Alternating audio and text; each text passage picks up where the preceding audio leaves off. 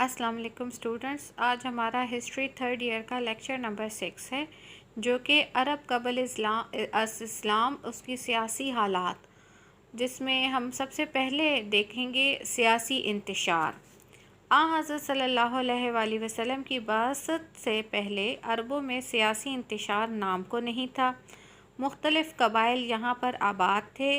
और इनमें नस्ली बुनियादों पर इनके जो कबाइल थे वो दो ग्रोहों में तकसीम थे।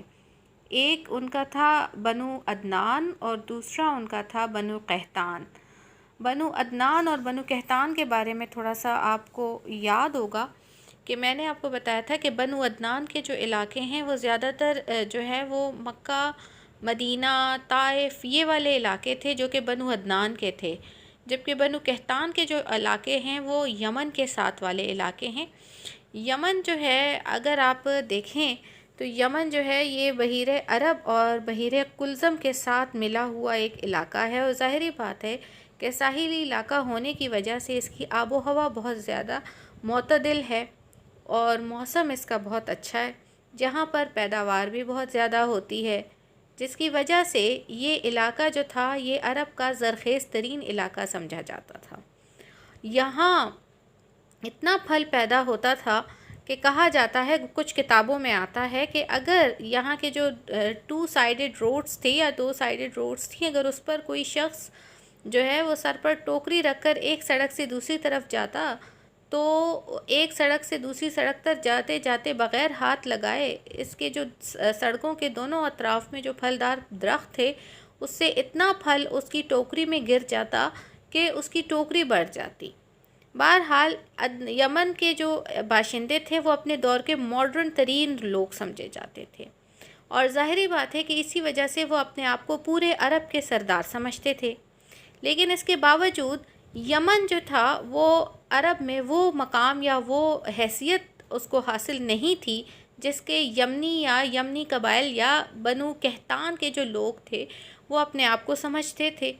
उसकी वजह ये थी कि मक्का जो था वो उसमें जो है खाना काबा की मौजूदगी, क्योंकि खाना काबा जो था वो बहरहाल अरबों का इस्लाम से पहले भी बहुत एक मुक़द्दस मकाम समझा जाता था। इसी वजह से जो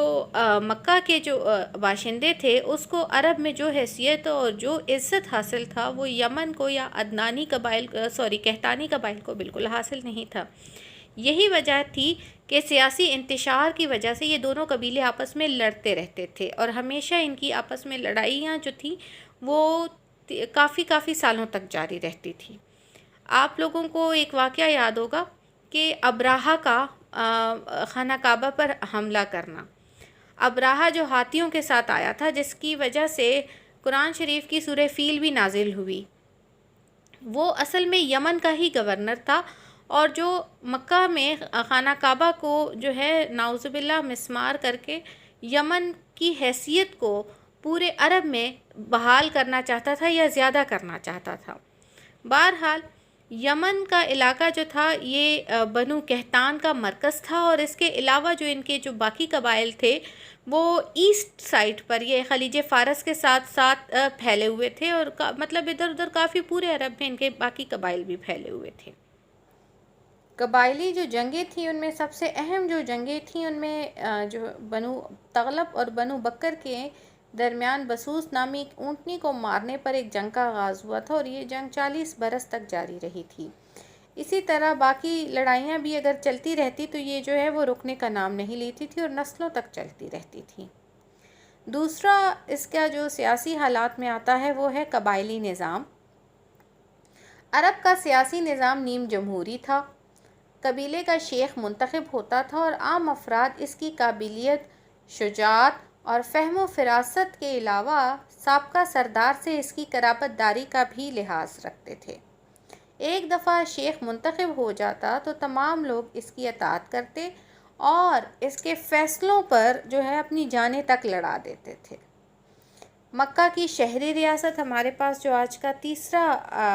जो है वो टॉपिक या आप उसको कहें सब टॉपिक बन रहा है, वो है मक्का की शहरी रियासत। अरब को के मजहबी और मुआशी जो है मरकज़ की वजह से मक्का की जो रियासत थी उसको शहरी रियासत की हैसियत हासिल थी।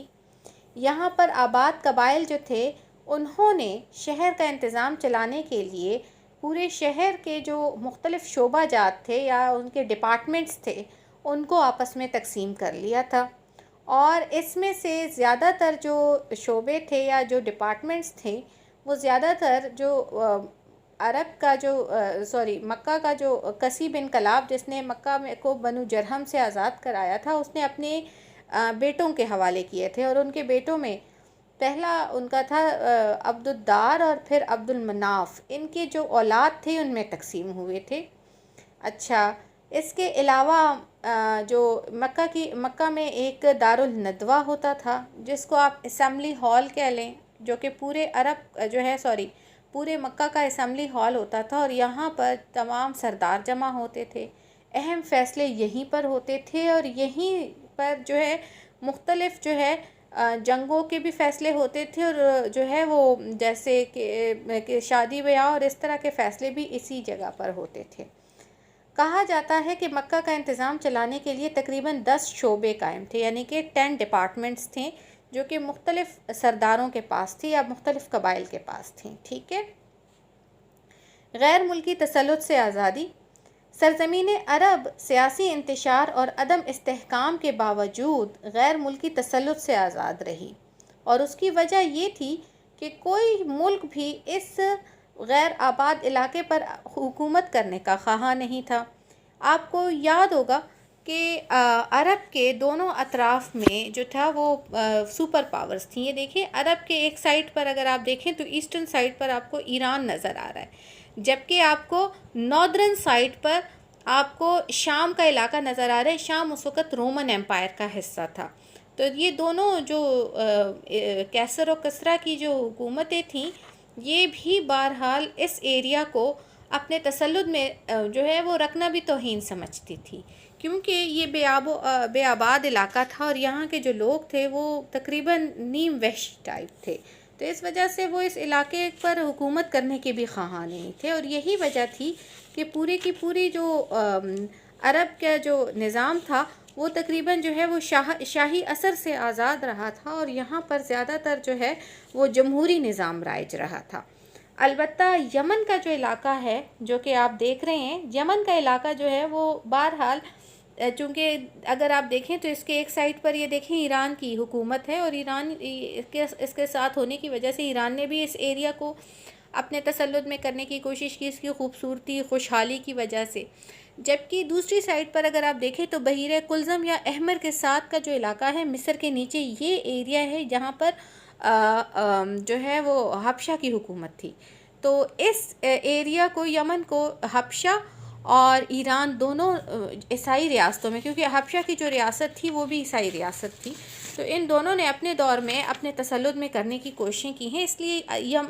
یمن کے جو لوگ تھے ان کا مزاج بنسبت باقی سعودی عرب کے جو لوگ تھے ان سے تھوڑا سا مختلف تھا، کیونکہ یہ بہرحال کسی منظم حکومت کے ماتحت رہے تھے، جبکہ باقی جو پورا سعودی عرب تھا قبائلی نظام کی وجہ سے وہ بالکل ایک نیم جمہوری سا ادارہ تھا۔ یمن کے ساتھ یہ حبشہ کے بارے میں تھوڑا سا آپ کو یہ بھی بتا دوں، یہ حبشہ کا علاقہ ہے، ٹھیک ہے۔ یہ وہ علاقہ ہے جہاں پر اگر آپ کو یاد ہو تو حضرت صلی اللہ علیہ وآلہ وسلم نے جب پہلی دفعہ مسلمانوں کو حکم دیا تھا ہجرت کا تو وہ ادھر ہی آئے تھے، یعنی کہ مکہ سے وہ کشتیوں کے ذریعے، تجارتی کشتیوں کے ذریعے حبشہ پہنچے تھے، اور وہ یہی علاقہ تھا، ٹھیک ہے۔ تو آج کا لیکچر ہمارا یہیں پر ختم